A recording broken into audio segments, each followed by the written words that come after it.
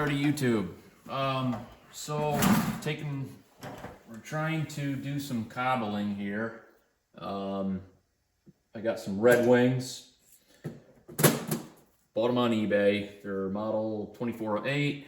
I'm a size 7.5. I got them for 70 bucks on eBay. They blew apart, or the sole was a Supersole 2.0, which I actually really like. They're very comfortable. These boots are kind of thin. I ordered them because that's what I've been looking for, and they were cheap instead of buying $300 Redwing boots. Well, these boots I don't think are typically resolable because of that Supersole. They're kind of molded on. They are a Goodyear welt construction, which is a repairable sole, but they're full of foam and rubbery material. So I think to try to peel that apart is just not gonna happen unless it deteriorates. All right, I'm trying to explain this as I go here. So are Redwings resolable? Yeah, they are. I'm gonna tell you right now, it's absolutely not worth the money and the time. I've already got probably $300 in crap and tools and stuff, which isn't a whole lot of stuff, but a roll of Niletex wax coated thread is $40. The Speedy Stitcher, a couple other tools you may or may not need, a groover, and these soles are about $40. Midsoles were $20, and cork filler, which is Renee's cork filler, which I got from Weaver Supply there. That was 40 bucks. Which you don't have to get that. You can get cork, any type of cork board material, and cut that and glue that in. You do need a good contact cement. I got Barge. They do make a primer, so if you may want to get a primer with this. Not too many people I've seen resoling the shoes use a primer. I think it's highly recommended. So the other thing with Redwings is this footboard, or the footbed you call it. They don't use a traditional piece of leather. It's a type of board here with 3 layers with this rubbery layer in between. And I'm finding that when I went to attach the shank to try to set nails in this footbed, they want to tear through this material. I don't think it's as tough as leather. When you nail through a footbed or try to attach, say, a sole, midsole, anything with nails in this area, you're gonna want to get, say, some short nails, different length of nails, but short ones for nailing the shank in. It's not gonna poke if you're using an anvil, which you have to use an anvil. You set it in the anvil, and when you hit a nail or strike a nail against the anvil, when you go through the footbed, it actually curves the nail through, and it's called clinching. I don't know if mine really did any clinching on this one, but at least they'll mushroom on the other side, and actually they'll kind of peen over like a rivet. Kind of a couple examples here I was messing around with. Let's see if the camera will pick this up.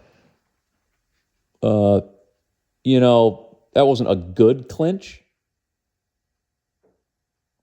but you can see how when I hit it against the anvil, it curved around.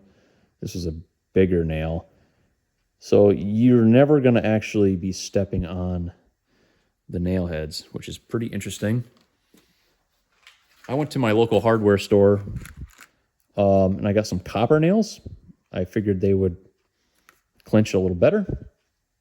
They had 3/8. They also have some steel nails there, which is kind of nice. I'm trying to kind of stay organized on this. Another issue I ran into with the Redwing boots is that I actually cut through this material called gemming. Now, this material here is the gemming, And what it does, it's an L-shaped material. Okay. This is your piece that glues to the footbed, and this is the edge. And it gets glued to the edge of this footbed like so, and goes all the way around, kind of like the welt material. And it gets sewn through the welt, then the upper and I guess this heel area, and then through this gemming board, and that's what holds this shoe together, essentially. This material, gemming, I could only find from one place, and it was, I think, Sorel's Notions and Findings.com. Don't totally quote me on that, but I was able to get some. It wasn't very expensive. So I'm going to work on it on this boot. You want to take a lot of care into cutting the stitching out of this boot if you do it. So you don't have to replace this material. This footboard, if you have a really old pair of Redwings, it's probably no good. And honestly, at that point, this boot is not worth repairing at all, because you're going to have to install a new insole, and you're going to need, I believe, a last to get this to mold right and somewhat make that arch material. I could kind of be wrong on that, but from what I'm finding, and a last is like a mold of a boot, and it has a steel bed on it like an anvil, which I can't take off right now. And it has 3 holes in the last where you can tack the leather sole to. A Goodyear welt, I think, always has gemming around it, where a stitch down boot, the uppers are folded out like this and sewn to the leather footbed. And there is no separate welting material. And then that is also sewn to the midsole. So it's stitched a few times, actually. And looking into like JK boots and all that and how they're constructed, and really trying to analyze their videos, when they resold their boots, they essentially build you a whole new boot. So, and the only things they save is say this area here and maybe the heel. They put a whole new upper on it, which is pretty nice, because that's really what gets beaten in work boots. I don't really see any areas, maybe right here. Well, that's still the upper. So yeah. Another issue with the Redwings is that they staple all of this to that gemming material and the welt, and it is a bastard to get all of those out. You're constantly hitting with knives, and I don't even know how they do it, but the staples don't seem to have like a separation where you can kind of just pull them out. They're like a total circle or an oval, and you got to cut them out, and you got to rip them out of there, and you end up damaging some of the leather. What else do I got to talk about here? They kind of fall apart. They're only held on, this model's only held on by some of this inner material, this fabric here. So this footbed is barely holding on.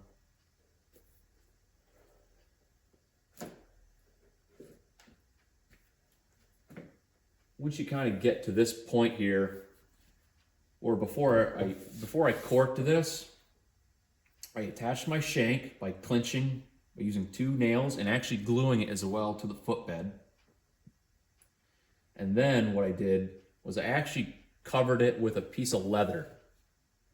And I guess if for some reason I can actually go back in here, that steel shank won't be covered in all this cork material, and it will actually be protected by that leather strip. And I think what also, if you start looking at some of like JK boots, and you can, this is really up to anyone who's making boots is that you can add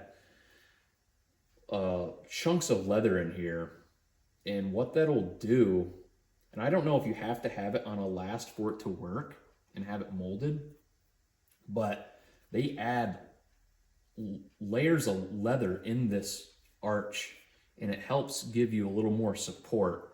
Now, I think if you go too much with that, you're going to have a pretty uncomfortable boot. And that's not necessarily why I added the leather, but you may want to add leather and add some more. It's also going to help protect that area more. The only thing, you know, this arch area and why you need a shank, for a few things, from what I can understand, is logger boots, when they were logging long time ago, they were cabling up trees and yarding. So they had to use tree climbers. And so they wanted that steel shank to add some comfort, so it wasn't hurting your arch. It was almost like standing on a piece of steel instead.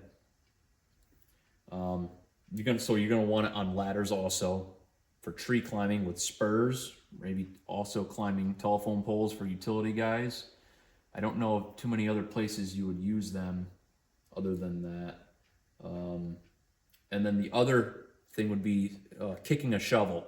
If you're trying to kick a shovel down into some dirt, that's going to be why you're going to want a steel shank for that as well. All right, so if you're thinking about getting rid of one, don't. You're gonna want it if you're actually working in your boots. If you're not working in boots, I wouldn't put one in there. I think they're probably gonna be more comfortable, honestly. And the whole thing is that you're really only bending here with your boot, so your shank only needs to be yay big. Mine goes from about here, which I'm hoping it's not too uncomfortable, to about here. All right.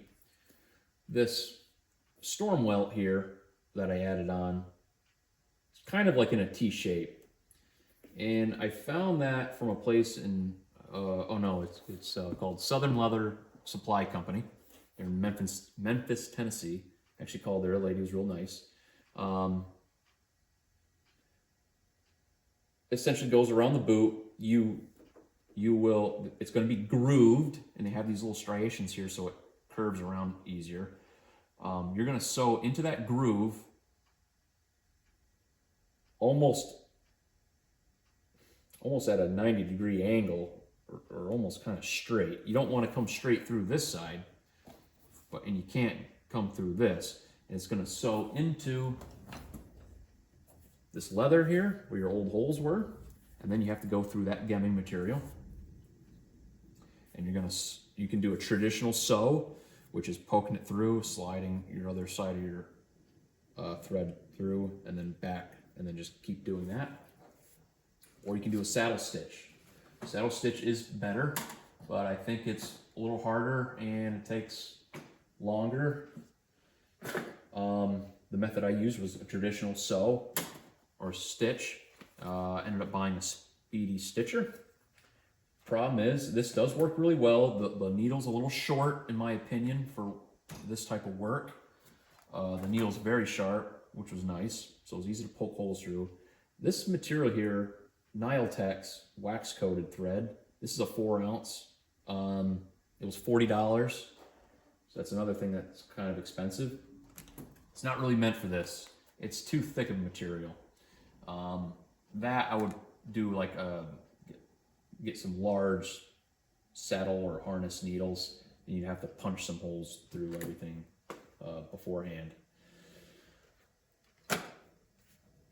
Midsoles I got on eBay.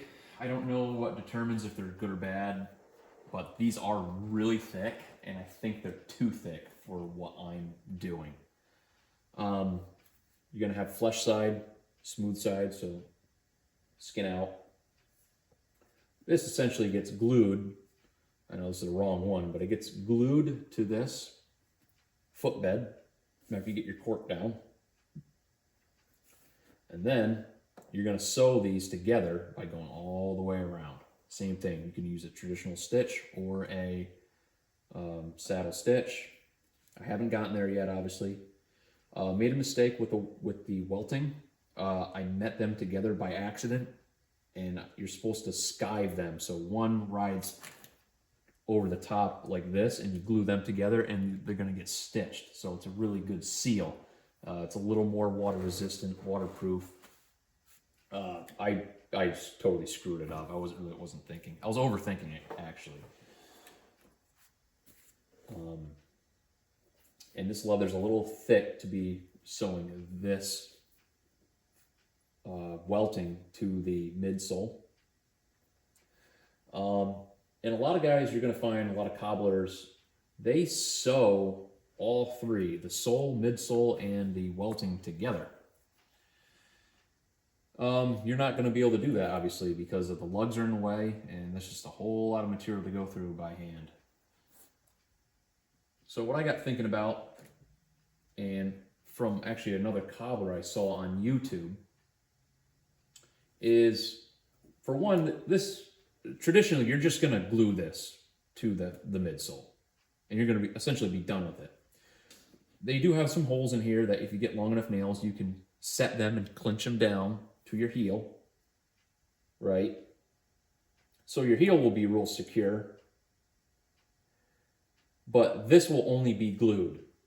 And what I noticed with my boots is all my Redwings, all my boots essentially come apart here, right at the front of the boot. They always split and open up, and that they kind of peel away. And my old Supersoles that I had, once I got water in the rubber, they also totally disintegrated and blew apart. Before I get too far, these are size 8. This is a 7.5 boot, also, close enough to an 8. This is too short. You're gonna need a size 10 for this size boot. I trimmed this to fit my size 8. Now these are also a hair short, so I think in reality I need to get a new midsole and a new Vibram sole. Okay, you can get a 2-piece. I don't know what the deal is with the heels, if they come in, if they're the right sole, how they do that. If like a 10 goes with a 10, they may not go by the numbers that way. So what you can also do is you can cut this, which I also may do, and cut that. You're going to skive so that this rubber will set into the leather. It looks for a prettier boot, not really necessary. I really wanted a solid sole, so when I am kicking a shovel, that I'm not going to be destroying this leather. Because if you destroy this leather, you're not going to be able to resole the boot again. If you just have this glued down, you can essentially remove this by heating it up, I believe, or cutting it, separating it, or ripping it apart from here. Hope I'm kind of making sense here. So yeah, if this doesn't fit, you can cut this and kind of do it the old-fashioned way, so you can save money, which I think I might actually do. And I think it looks kind of cool. Might just try it for the heck of it. I was thinking about the Supersole 2s. This is kind of the most common sole to use. This is a Vibram Montanga 132. I think I should have went with the honey soles, which are a tan sole. They're a softer rubber material, because I work a lot of times in a shop, but I also work outside, like say doing trees and stuff out in the woods.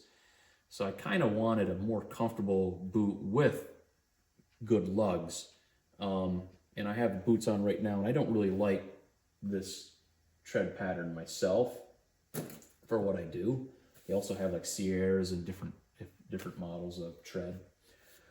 So the other thing I want to mention here, which I got researching, was if this gets sewn, glued and sewn, right, to the welt in the boot. Old school boots like paratrooper boots, and Vibram sells these. They'll almost essentially be a smooth heel, and the old ones didn't have tread here either. The newer style, like say like the Rangers, Redwing Rangers, they have this 1/2 inch material all the way around missing, and it's flat like this. Now, I think the reason why they actually did that is so you could sew this material through the midsole and the welt. If you watch cobblers doing stitch down boots, they have a sewing machine that can go through all of this, the lugs included. I don't think you're going to be able to do that at home. So there was a cobbler I watched that, for looks, for appearances, he cut these lugs out. You know, he trimmed 1/2 inch in and then flush with the bottom of the lug here. And that's something I was considering on doing myself, but I think I'm gonna wait until I actually get this done. And if they start to fall apart, I can essentially do a double stitch. So the midsole will be stitched, and then this will be stitched to the midsole and that. So there'll be essentially there'll be a second series of stitches. One will go all the way around, and the next one will only go from about here around to this side. And then, or what I'm also thinking is doing it maybe only in this section, so I'm not doing a humongous stitch and taking forever. So that's a recommendation I've got after doing some research on boots.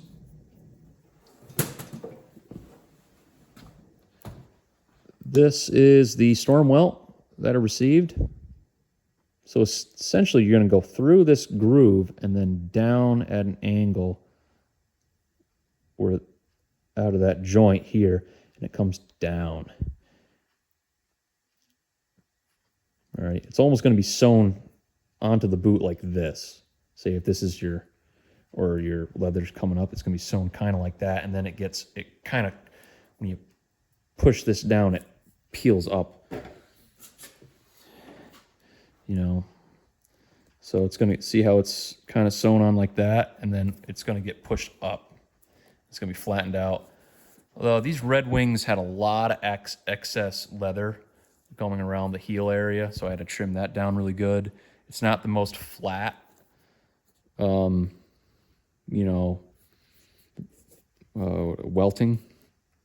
but it will eventually get flattened out. This cork filler can get sanded. I think I mentioned enough about the cork filler. It cures after 24 days. It dries very quickly on the boot once you get it out of the can. It looks really nice and it spreads really nice, but it dries quick. And I think that's why they use a heated iron to reactivate the glue, because heat is what activates all of this glue, or reactivates or liquefies. And then you can smooth it out. You're really going to want to push it in to these boots really well, so you don't have any gaps in the boot.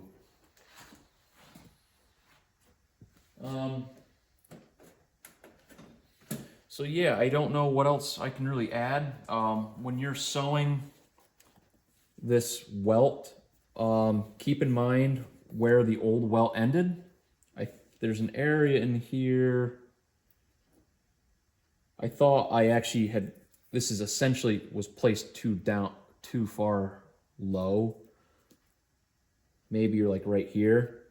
And you can see some of the stitching, some of my stitching around this heel area was a little loose for first time doing it, but naturally the stitching was pretty tight, honestly, I thought, using the Speedy Stitcher. It took a while. When you use a Speedy Stitcher, you're gonna have both lines attached, essentially, and when you poke the Speedy Stitcher through, you're gonna wanna always put your line through the back side of the stitcher, the hole on that, because if you put it on the front, you'll pull everything out and it won't work. And so I got screwed up with that. If you go to use it, you'll understand what I mean. You can only put the thread through one side of the needle. If you put it on this side, it won't work. but it's got to go on the back side, essentially, that you're stitching. So I hope I covered enough here for like someone that wants to resole a Redwing boot. Obviously I can't show you every single step of the way. I'm just not into that. I thought I'd talk about it more and try to explain some things and a lot of the problems that I ran into. I just had tons of questions going into this, and watching YouTube videos, it just looked easy, real simple. It is, but it isn't. Researching a lot of these supplies and trying to find everything took me quite a while. And I've spent quite a bit of money already. It honestly isn't worth it to resole these. If you're going to resole maybe more than one pair of boots in the future, and that's what you like doing, yeah, it's absolutely totally worth it. And that's if you take good care of your boots. If you beat the shit out of your boots and destroy this upper,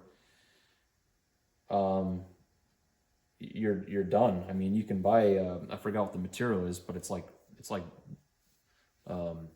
bed liner for your truck, and essentially goes on the front of your boot. But other than that, these boots are essentially unrepairable. I mean, I highlight, if you're a hardworking guy, I mean, you're just, you know how it is. You kick stuff and you get in the water and the mud, and you want to take care of your boots, but you know, time goes and time flies and you kind of forget about it. And honestly, unless you really take care of boots and don't work, they're not worth resoling.